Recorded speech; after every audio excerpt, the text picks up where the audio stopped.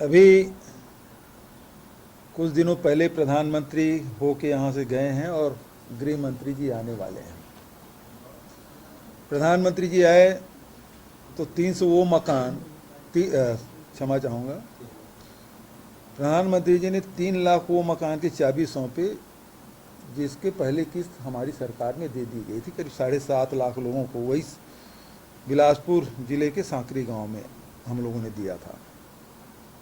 दूसरा, जो 2023 में ही जिसका हम लोगों ने भूमि पूजन कर दिया था, 660 गुनी 2 1320 मेगावाट के क्रिटिकल सुपर थर्मल पावर का शिलान्यास हमने किया था।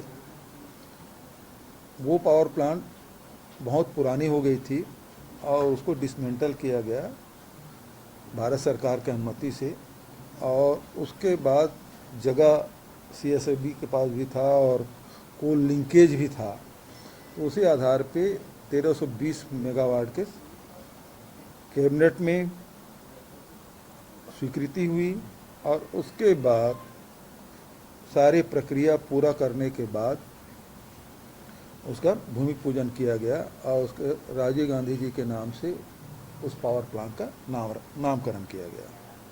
और उसके बाद टेंडर की प्रक्रिया हुई और टेंडर होने में भी करीब साल भर लग ही जाता है। लेकिन उस पावर प्लांट का शिलान्यास फिर से प्रधानमंत्री के हाथ से किया गया। प्रधानमंत्री कार्यालय को अंधेरे में रखा गया क्योंकि पहले से ही जिसका शिलान्यास हो गया है, तो कम से कम राज्य सरकार की जिम्मेदारी है, CSIB की जिम्मेदारी है कि PMO को अवगत कराते। वो नहीं कराए और ये बेहद दुर्भाग्यजनक बात है कि प्रधानमंत्री जैसे प्रतिष्ठित पद में बैठे हुए व्यक्ति के हाथों से जिसका शिलान्यास हो चुका है, जिस उस शिलान्यास में उस समय तत्कालीन ऊर्जा मंत्री TS सिंहदेव थे, विधानसभा अध्यक्ष डॉक्टर चरणदास महंत थे, वहाँ उस समय के मंत्री स्थानीय मंत्री जय सिंह अग्रवाल थे, प्रदेश कांग्रेस कमेटी के अध्यक्ष दीपक बैज थे, सारे लोग वहाँ उपस्थित थे। ज्योत्सना महंत जी उस समय सांसद थी, वो सब लोग वहाँ थे, स्थानीय विधायक लोग थे और हजारों के लोगों के बीच में शिलान्यास किया गया। ऐसे चुपके से नहीं किया गया क्योंकि बड़ी घटना थी, बड़ी योजना थी, तो इसलिए उसका शिलान्यास बड़ा समारोह पूर्वक किया गया था।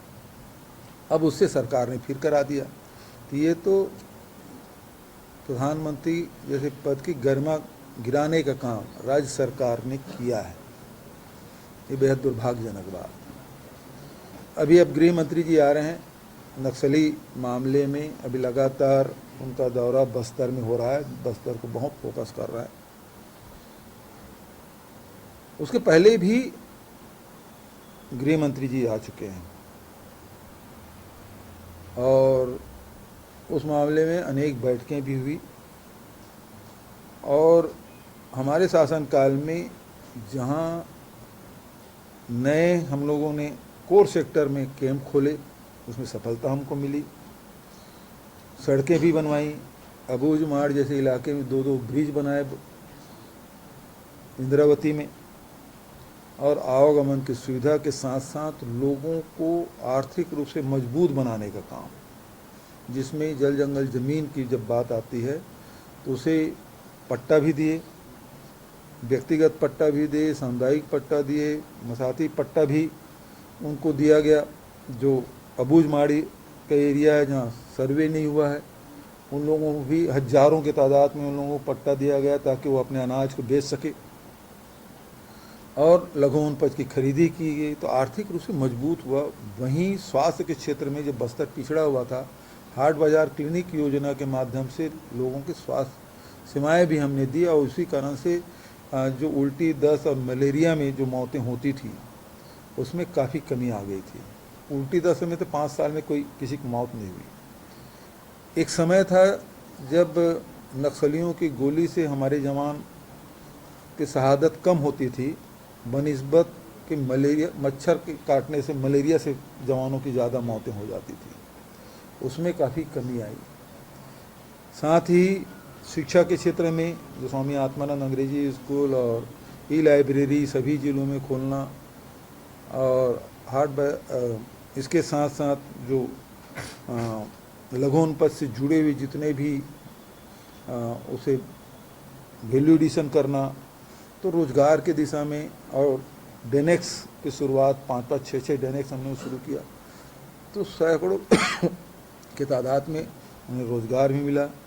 और वहाँ जो बस्तर में जो पीएससी हम लोगों ने खोला था, तो उसके कारण से हज़ारों लोगों को नौकरी भी मिली, बस्तर बटालियन में भर्ती भी किए। तो शिक्षा है, स्वास्थ्य है, रोज़गार है, और वहाँ के जो ट्रेडिशन जिसमें हज़ारों के तादाद में हम लोगों ने देवगुड़ी, माता गुड़ी सब का निर्माण हम लोगों ने किया। तो एक लोगों के विश्वास जीतने में हम सफल हुए, और इसी कारण से लगभग 600 गांव नक्सलियों से हमने खाली करा लिया।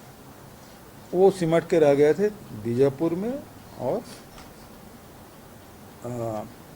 अबूझमाड़ में, वही एरिया में रहे हैं। अभी जिस प्रकार से घटना सुकमा वगैरह पूरा खाली हो गया था, अब यहाँ से जो भाग के जा रहे हैं तो या तो सुकमा में मुठभेड़ में मारे जा रहे हैं, या इधर क्या बोलते हैं उसको, बिंद्रा नवगढ़ के जंगलों में जो हुआ, तो वहाँ से जो निकल के आ रहे हैं उन्हीं के साथ तो मुठभेड़ हो रहा है। तो बहुत हम लोग हमारे शासनकाल में बिल्कुल सिमट के रह गए थे। तो काम उस समय हुआ, बड़े नक्सली हमले हम मतलब उनको घेर के एक युद्ध जैसी स्थिति बनी, जिसमें लड़ाइयाँ भी हुई, हमारे जवानों की शहादत हुई और नक्सली भी मारे गए। और वो शहादत आज काम आ रहा है कि आज हमारे जवानों का मनोबल बढ़ा, नहीं तो कैंप में ही जवान रह जाते थे, वहाँ बाहर एरिया डोमिनेशन के लिए जाते नहीं थे।